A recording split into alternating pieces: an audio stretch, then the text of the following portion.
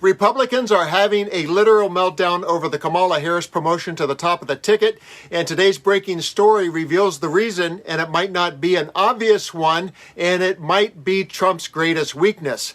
Let's consider some options. Are they melting down because they've already invested a fortune in attacking Joe Biden?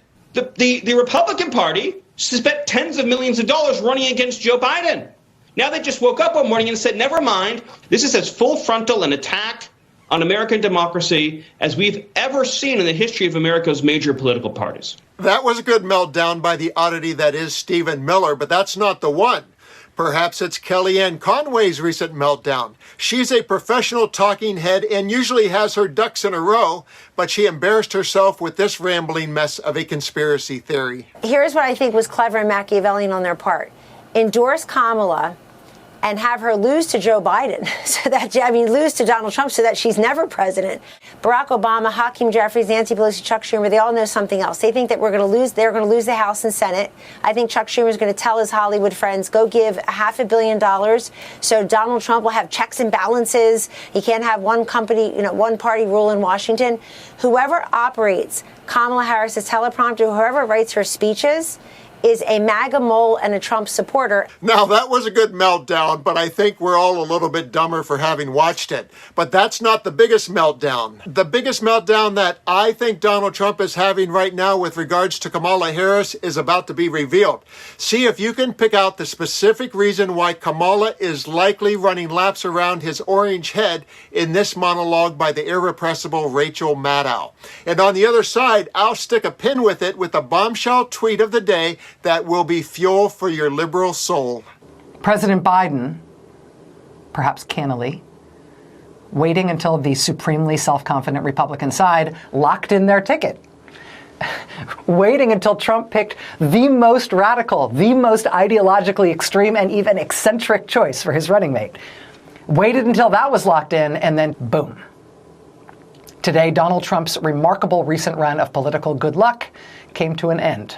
Republicans and Trump himself had been uncharacteristically disciplined when it came to commenting on this very difficult knockdown, drag-out fight within the Democratic Party over these last few weeks. The concerns about President Biden showing his age. Republicans were being very reticent, very disciplined about not talking about that because they were crossing their fingers and hoping that President Biden would stay in.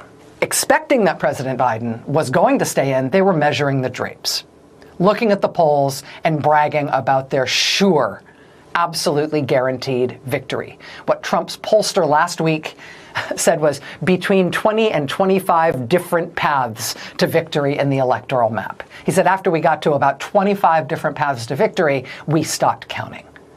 They have been so sure with a crash. The old man in the race now is Donald Trump, 78 years old and only occasionally coherent, with a record as president that is viewed by historians as the worst in the history of the country. And there it is. The Republican Party and Donald Trump now have an old guy in the race problem, and it was punctuated in a tweet by Mary Trump, the Donald's niece and frequent outspoken critic. She said, I finally agree with Donald. It would be a huge mistake to elect the oldest candidate in American history.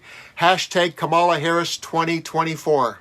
And Newsweek got in on the age narrative act with a headline reading, Donald Trump suddenly has the age problem now, and an article that read, following months of concern that President Joe Biden is too old for his second term in office, Donald Trump must now convince voters to back him in November while being the oldest president nominee in U.S. history. Everyone knows how vain Donald Trump is to begin with, and the new contrast of his 78 years next to Kamala Harris's 59 years is rich with irony, especially when you consider his low-energy performance at the recent Republican National Convention. Tell us what happened, please.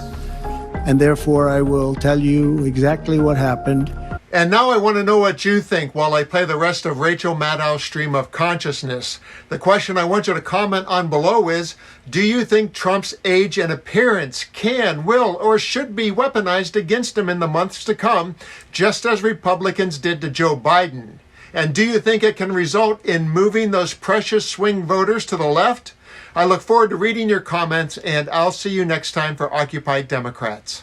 He is the old man in the race by a mile, dragging that legacy from what happened the last time he was in office, and now a national abortion ban and maybe his own prison sentence with him to the polls. And as of today, we know that his opponent will not be a man older than him. As of today, we know his opponent will be a 59-year-old former prosecutor, attorney general, U.S. senator, and vice president to Joe Biden, who cemented his legacy today with a decision that will go down in history as one of the most selfless, patriotic sacrifices of any sitting president ever. The little scratchy, papery sound you're hearing in the distance, that's every Democratic donor in the country writing the biggest check they have ever written in American politics. In an instant, the old era is over and the new era is here. It is go time. Joe Biden defeated Donald Trump in 2020 in an election in which Trump refused to accept the result and tried to stay in power by the use of violent force. Trump has since been convicted of 34 felonies and is awaiting sentencing on those charges. He's facing up to 4 years in prison. He has been found liable for committing sexual assault. He owes literally hundreds of millions of dollars in civil penalties for massive fraud at his business. His business has been found criminally guilty of business fraud, and he owes hundreds of millions of dollars in a civil fraud case. He is the subject of a felony RICO indictment in the state of Georgia. He is also facing federal criminal charges. He is now 78 years old and gives speeches of such rambling incoherence that even his most ardent superfans start wandering off or checking their phones by the time he starts talking about sharks and shower heads and how beautiful you would think he looks if he were to take his clothes off. He just picked a 39-year-old running mate who most Americans do not know and who has basically no record in public service. As people are Googling Donald Trump's new unknown running mate, the first thing most of them are learning about him is that he is deeply committed to a nationwide ban on abortion. Nationwide. He is the protege of an eccentric right-wing tech billionaire who is against women having the right to vote and who says he's against democracy. The right-wing groups that have championed this guy for Trump's running mate are the authors of the Project 2025 policy blueprint you have heard so much about.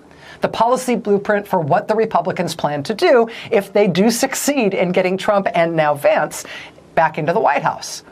A national abortion ban is just the start. Try cracking down on birth control and fertility treatment. Try banning pornography. Try defunding the FBI and the Department of Homeland Security. Say goodbye to the Department of Education and the Environmental Protection Agency and the FDA. Really, the Food and Drug Administration. Because who among us doesn't want to think we're buying aspirin, but it turns out to be rat poison?